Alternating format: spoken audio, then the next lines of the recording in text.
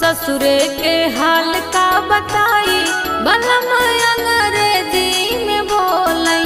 ससुरे के हाल का बताई बलम अंग्रेजी में बोलाई। रेज में बोलाई अंग्रेजी में बोलाई। रेज में बोलाई अंग्रेजी में बोलाई।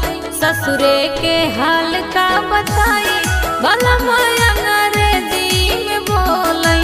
ससुरे के हाल का बताई बलम